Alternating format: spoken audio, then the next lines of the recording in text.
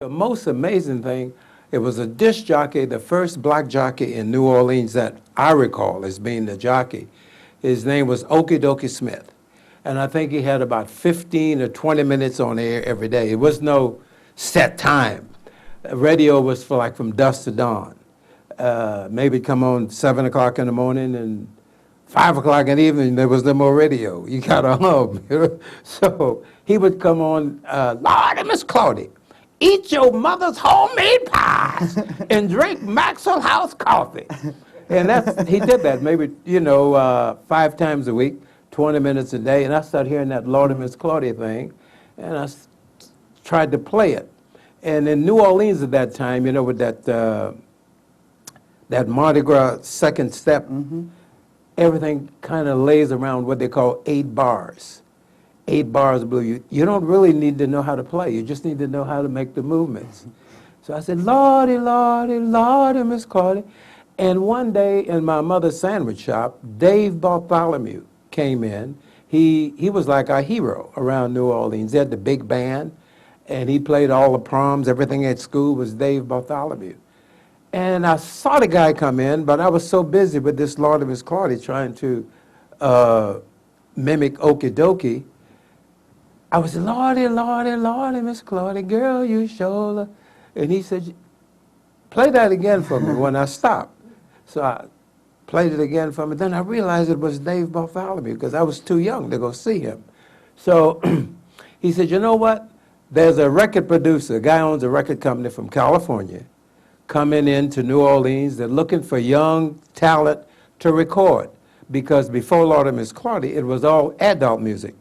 There was no backbeat. Everything was brushes, and it was the boogie woogie. You throw everybody over your head. It was a different kind of thing.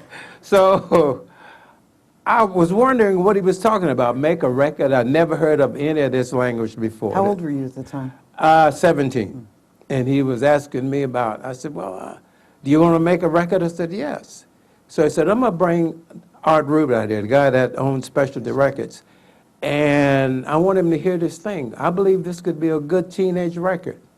No idea what he was talking about. At that time, 60-Minute Man by the Dominoes, and maybe one other thing was happening during that time. Any Fats music? Fats Domino had his first record. They called me the Fat Man.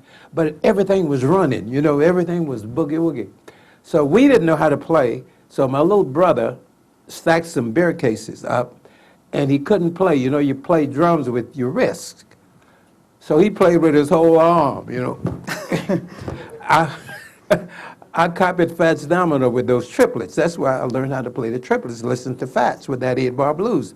If you listen to the Fat Man and Lord and Miss Clawdy has the very same chords. They call me the Fat Man, 'cause I weigh 200 pounds. Lordy, Lordy, Lordy, Miss Clawdy. It was the same thing. So, and my little brother couldn't play, so he said, well, let me put this on there.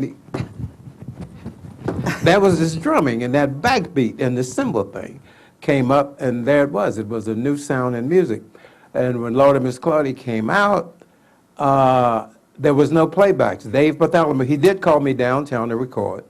I went and made the record at J&M Studios, Cosmos, and I never heard a playback. The guy gave me $50. That was big money.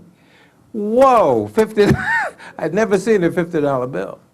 So I didn't tell nobody. I was too afraid to tell my mother I'd got $50. She thought I might have. What'd you do? Right. So maybe in 5 or 6 weeks later, Okie Dokie was saying, Lloyd Price from Kenner, Louisiana, Lord and Miss Clawdy, and he played it. Fats Domino was on the piano. Dave Bartholomew and his band was in the horns. Earl Palmer was on drums. It was the greatest musicians in New Orleans. All-Stars, right? I didn't know how to get on a microphone, let alone me asking, how a playback. I had no idea about this. The point I'm making, it was 2 weeks, the record on the radio. I'm hearing it every day. And my brother, my elder brother said, ain't no other Lloyd Price than Kenner.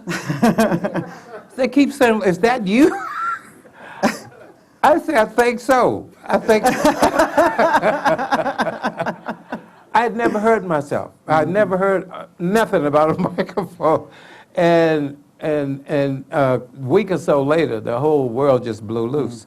Lawdy Miss Clawdy went on to be the first teenage million-selling record, I think, of any kind. There hadn't been a record before Lawdy Miss Clawdy to sell 1 million.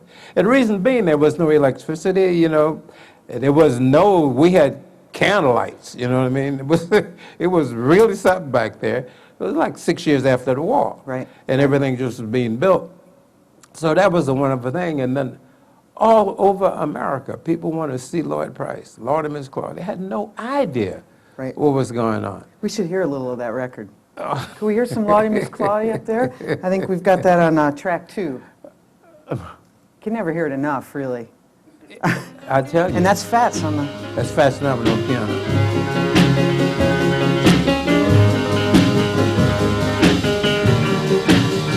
Oh, now, Lordy, Lordy, Lordy, Miss Never Clawdy. recognized. Girl, you sure look good to me.